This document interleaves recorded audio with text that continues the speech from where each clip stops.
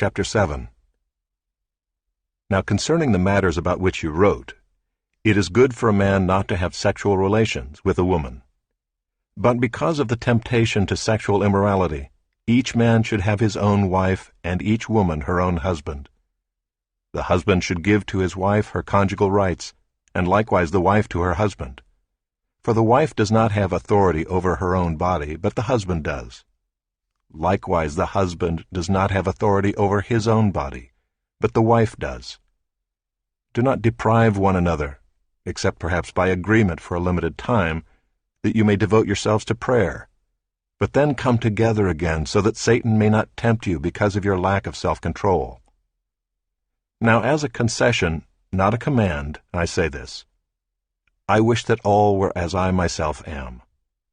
But each has his own gift from God, one of one kind and one of another. To the unmarried and the widows I say that it is good for them to remain single as I am.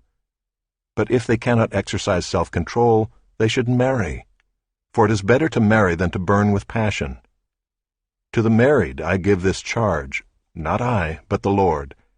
The wife should not separate from her husband, but if she does, she should remain unmarried or else be reconciled to her husband. And the husband should not divorce his wife. To the rest I say, I, not the Lord, that if any brother has a wife who is an unbeliever, and she consents to live with him, he should not divorce her. If any woman has a husband who is an unbeliever, and he consents to live with her, she should not divorce him.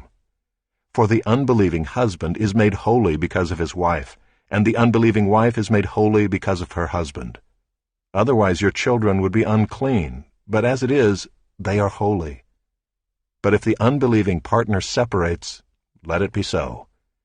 In such cases the brother or sister is not enslaved.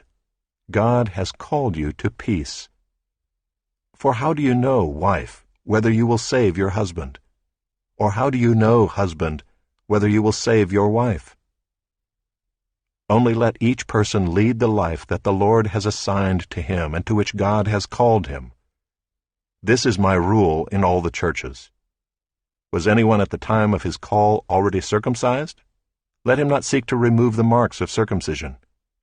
Was anyone at the time of his call uncircumcised? Let him not seek circumcision. For neither circumcision counts for anything, nor uncircumcision, but keeping the commandments of God. Each one should remain in the condition in which he was called. Were you a bondservant when called? Do not be concerned about it. But if you can gain your freedom, avail yourself of the opportunity. For he who was called in the Lord as a bondservant is a freedman of the Lord. Likewise he who was free when called is a bondservant of Christ. You were bought with a price. Do not become bondservants of men. So, brothers, in whatever condition each was called, there let him remain with God.